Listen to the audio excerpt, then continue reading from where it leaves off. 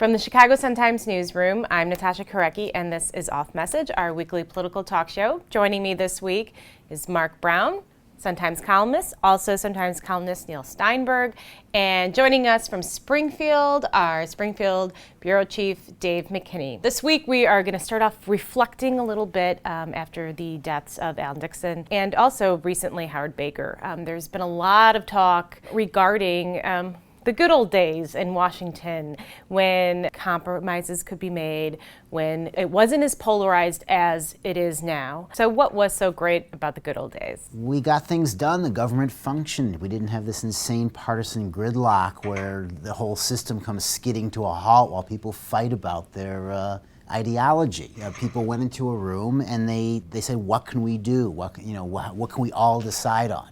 And now they're thinking of the next election, and even if it's a good idea for the country, they don't want to do it because their constituency is going to get mad at them. So these are the Rostenkowskis of the world who got things done. We were at a time of plenty. Don't give them too much credit. There was enough pie to go around. Now the pie is a little smaller, so people are fighting over it more. So maybe we were just better times in general, and we're thinking they were more skilled when actually they just had more in their pockets. But wasn't he known for saying that compromise isn't a dirty word?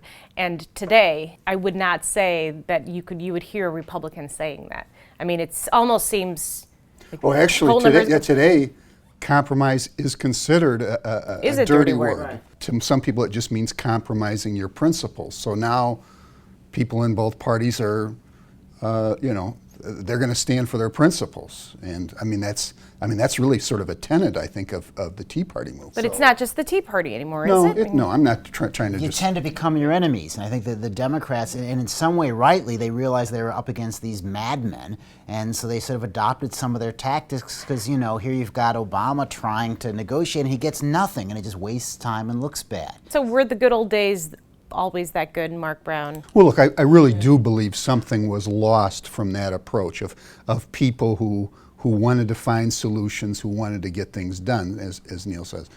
But let's keep in mind that sort of politics also bred its own sort of problems. This sense of, well, we got money, so we'll spend it. Now we got budget deficits, we got runaway debt. You also have sort of a casual approach to ethics that I think that you'll see running through a lot of these folks who are very good at this sort of politics, from Rostenkowski to George Ryan, who was, again, somebody who was very adept at this sort of thing. I thought it was interesting. I sat through a Hillary Clinton speech recently, and she talked about how Newt Gingrich would, go before the cameras and rail against her husband when he was president, and then he would walk over to the White House and sit down and talk to them. But Gingrich is, I'm glad you brought him up. He sort of created that whole idea that the other guy is not only wrong, it's not only the other party, but it's treasonous, okay, and that these people are trying to undermine the country. And I think there's this really poisonous vein that goes through the Republicans mostly, but also the Democrats are catching it from them, that the other party is not only wrong, but they're evil. Well, Dave, I know you're in Springfield, but do you have anything to chime in on regarding that? I mean, it seems like it's almost criminal now for Republicans to agree with the president on any issue. Well, I think back in the 1980s, the early 90s certainly, and before that, you would see people in Congress and in D.C., you'd see legislators here in Springfield, sort of putting down their arms at 5 o'clock, and then they would go out and grab dinner together, they'd have drinks together. And, you still see some of that, but what you also see is the Republicans all kind of congregating in the same restaurant, the Democrats congregating elsewhere. And there just doesn't seem to be as much kind of cross-pollination or whatever that you used to see. And and you look back at a career like Alan Dixon's, and one thing you can't say about Alan Dixon, he wasn't like a slasher. He didn't hold people up and hold up their scalps and pelts, and he wasn't that type of politician where he was going for quick gain. He did a lot of stuff that was just sort of under the radar. He didn't make waves, but yet he got stuff done.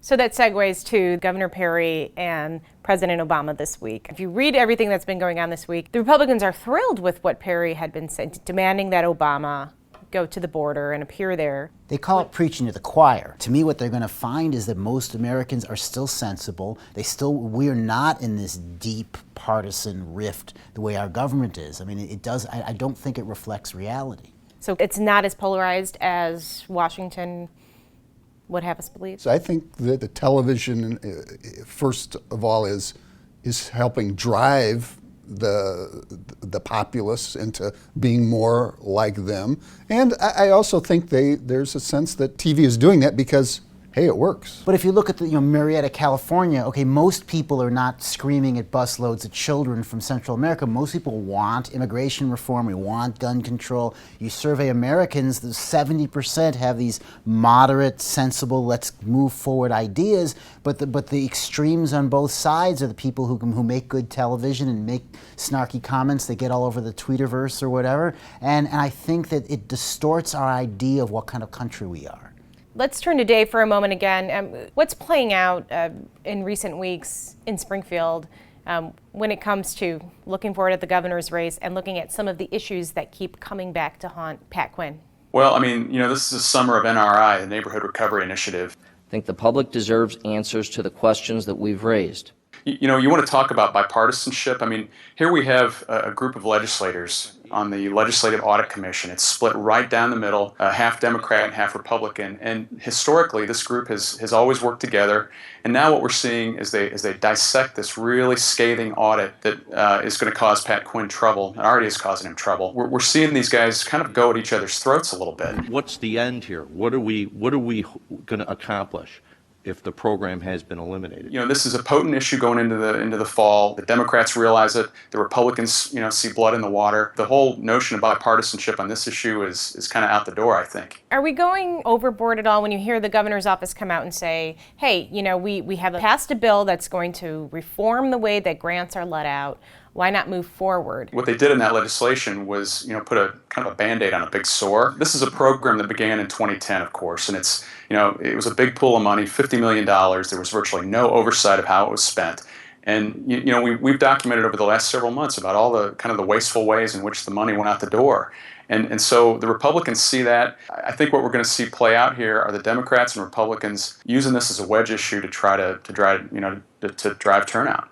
All right, well, with that, let's shift gears to the quotes of the week. Let me start with you, because you seem like you have it off the top of your head. Speaking of divisive, Nancy Pelosi, who I don't quote much, said we should be afraid of this court.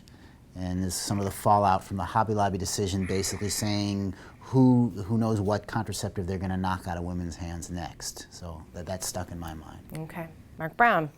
Well, I liked a quote from Alan Dixon's book, The Gentleman from Illinois. He truly was sort of a political gentleman, and he said, generally speaking, my career was built on goodwill and accommodation. The accommodation just is not a word we see enough in politics or these at days. all. Yes. Okay, very good. Dave McKinney, what do you got? Well, I'm going to go to the same resource that Mark just went to in Alan Dixon's book. One of the ironies when we talk about his record of bipartisanship, the thing that ultimately took him down was his vote for Clarence Thomas for the Supreme Court. He sided with the first President Bush on that. And that propelled Carol Moseley Braun, of course, to win the 1992 Democratic primary. And so in that book, Dixon says, of course I was beat because I voted for Clarence Thomas. I mean, it was just a matter-of-fact statement like that, but that's his legacy right there. Okay, and I will go back to the Rick Perry President Obama situation. The president gave an address following his fundraising events in Texas, in which Perry repeatedly criticized him for not coming to the border. And Obama, in turn, urged Republicans to pass some funding. And he said, if I sponsored a bill declaring apple pie American, it might fall victim to partisan politics. So that remains to be seen. Thank you very much to our panel, and join us again next week on Off Message.